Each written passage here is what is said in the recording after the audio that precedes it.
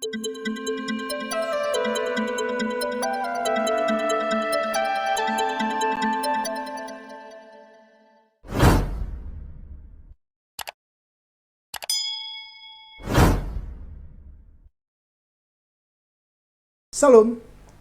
berjumpa lagi dengan saya, Effendi Tobing, dalam Boker Top Channel. Dalam hatiku, aku menyimpan janjimu, supaya aku tidak berdosa kepadamu. Hari ini, saudara, kita akan bersama-sama merenungkan satu kebenaran firman Tuhan dari 1 Petrus pasal yang kedua, ayat yang ke-18, sampai dengan ayat yang ke-25. Saya hanya akan membaca ayat yang ke-21. Kemudian nanti dalam renungan ini kita akan mencoba menguraikan bagian-bagian firman Tuhan yang lain ini sesuai dengan tema yang akan saya berikan. Saudara, ayat 21 berkata demikian. Sebab untuk itulah kamu dipanggil, karena Kristus pun telah menderita untuk kamu dan telah meninggalkan teladan bagimu supaya kamu mengikuti jejaknya. Tema kita hari ini ialah Yesus menjadi teladan di dalam penderitaan. Saudara, ketika bicara tentang penderitaan, mungkin kita akan dapat mengucapkannya berkali-kali. Secara teori kita akan dapat menguraikan apa itu penderitaan, bagaimana menderita, dan seterusnya. Namun ketika fakta penderitaan itu menghampiri hidup kita, itu bukanlah satu hal yang sulit.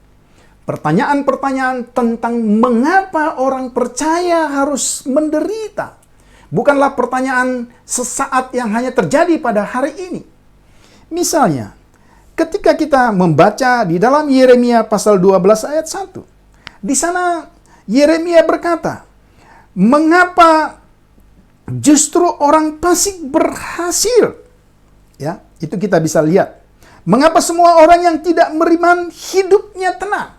Dalam Yeremia 12 ayat 1. Kemudian juga Ayub di dalam penderitaannya dia juga berkata, mengapa orang jahat terus hidup, menjadi tua, dan terus-menerus bertumbuh dan terus-menerus berkuasa.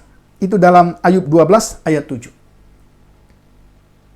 Peristiwa di dalam konteks murid-murid juga seperti itu. Satu kali ketika Yesus menyampaikan pertanyaan tentang siapakah aku? Kemudian satu murid demi murid yang lain memberi jawaban. Kalau saudara bisa membaca itu misalnya di dalam Matius pasal yang ke-16. Tetapi kemudian Petrus dengan imannya, dengan diterangi oleh Roh Kudus, kemudian dia berkata, engkaulah Mesias, anak Allah. Saudara tahu? Dalam konteks itu, kemudian Yesus berkata, bahwa di atas batu karang ini, atau dengan kata lain, di atas pengakuanmu tentang siapakah Yesus, disitulah akan berdiri gereja Tuhan. Tidak terlalu lama, saudara, ketika hari waktu berikutnya, Yesus kemudian menjelaskan apa yang akan terjadi, bahwa dia harus menderita, bahwa dia harus disalibkan, bahwa dia akan mati. Saudara, perhatikan. Orang yang mendapat pujian, Petra, di atas batu karang, di atas pengakuan itulah jemaat Tuhan akan berdiri.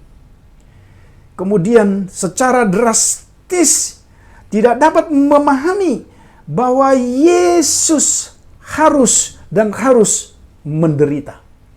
Dan kita tahu peristiwa selanjutnya.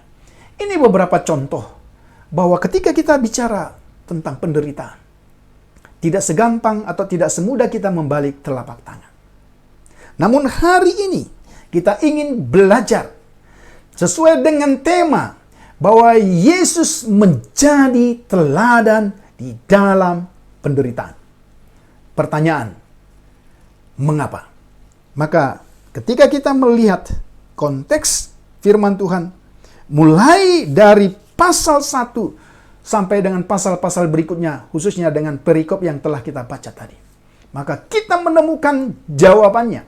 Yang pertama, Yesus menjadi teladan di dalam penderitaan karena Ia sendiri telah mengalami penderitaan. Sangat berbeda dengan seorang komentator olahraga yang dapat berkata ini dan itu, yang dapat memberikan prediksi ini dan itu, yang dapat berteori tentang olahraga ini dan itu, tapi ia sendiri tidak pernah mengalami, bahkan melakonkan apa yang dia ucapkan. Tetapi Yesus, ketika dia berkata, ikutlah teladanku, karena ia sendiri telah mengalami penderitaan. Dan kita tahu berdasarkan teks ini, penderitaan itu bukanlah penderitaan biasa, bukanlah penderitaan karena dosanya, bukanlah penderitaan karena sesuatu yang salah di dalam hidupnya, tetapi penderitaan itu demi kita manusia yang berdosa. Penderitaan Yesus adalah penderitaan pengganti karena saudara dan saya berdosa. Jadi yang bicara bukan seorang komentator, tapi yang berbicara, ikutlah teladanku, menderitalah sebab aku telah meninggalkan jejak, karena aku sendiri telah menderita. Yang berbicara, yang menyampaikan ini adalah pelaku yang mengalami penderitaan. Saudara, mungkin saudara bertanya, kenapa Petrus dengan tegas berkata, supaya kita mengikuti teladan Yesus. Karena kalau kita memperhatikan konteks di dalam pasal 1, sebagai orang-orang yang berada di diaspora atau diperserakan di daerah-daerah yang bukan negaranya sendiri.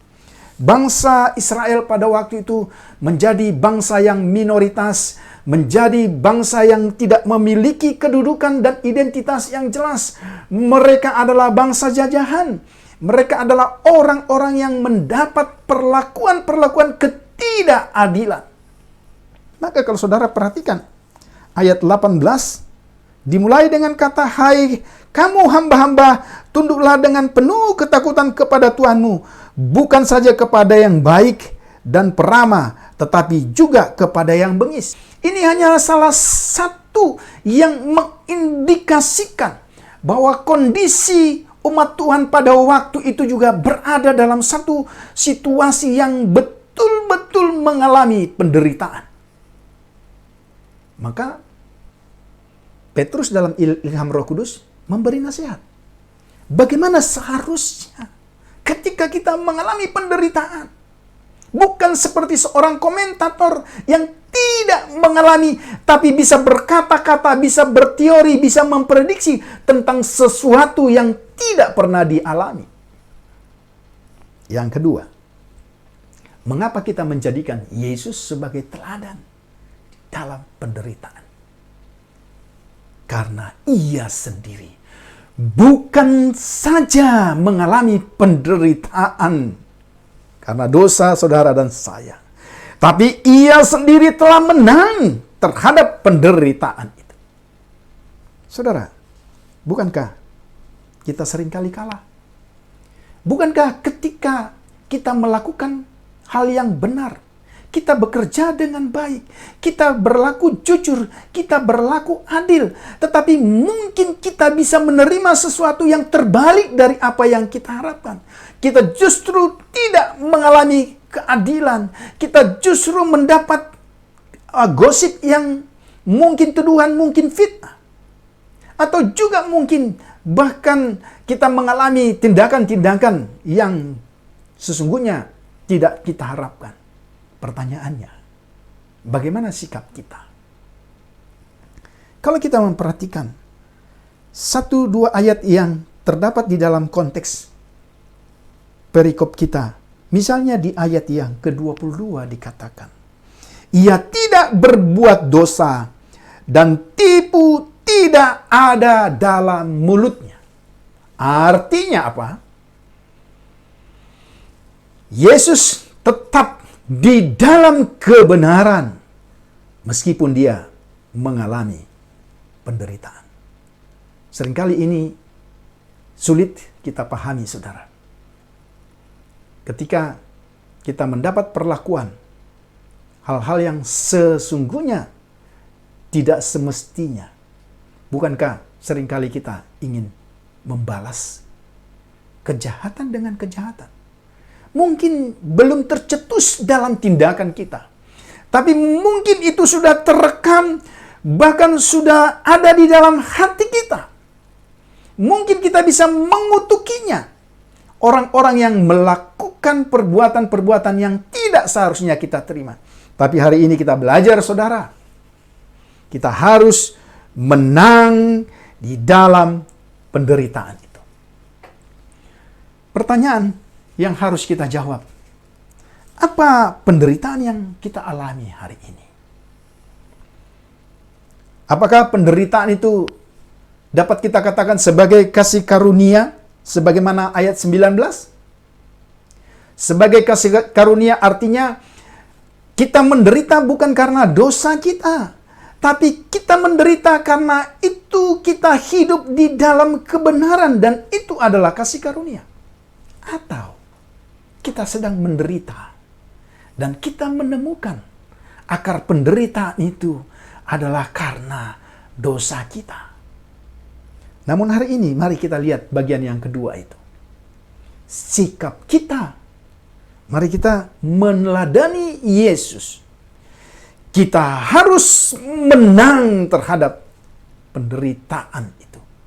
Kita harus terus dapat mengasihi sekalipun orang yang melakukan perbuatan-perbuatan itu sehingga kita mengalami penderitaan. Itu yang kedua. Yang ketiga, saudara. Mengapa Yesus menjadi teladan di dalam penderitaan?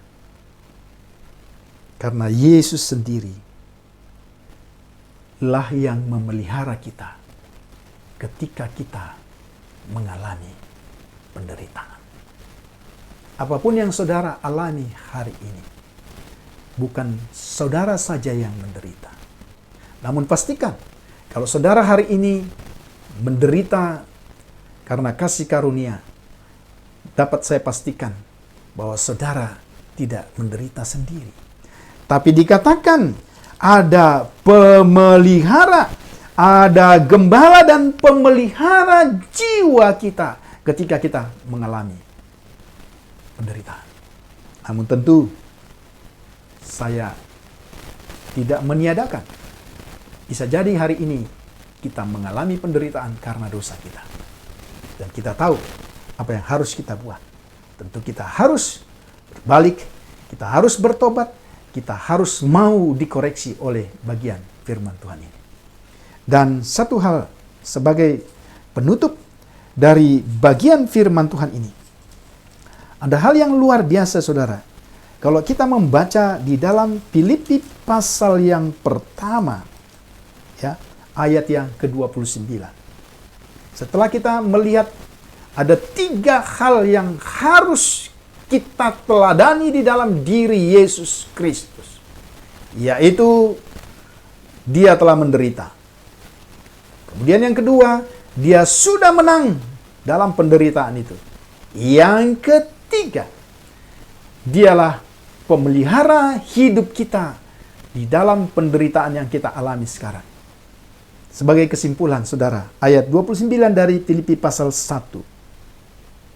Sebab kepada kamu dikaruniakan bukan saja untuk percaya kepada Kristus, melainkan juga untuk menderita untuk Dia.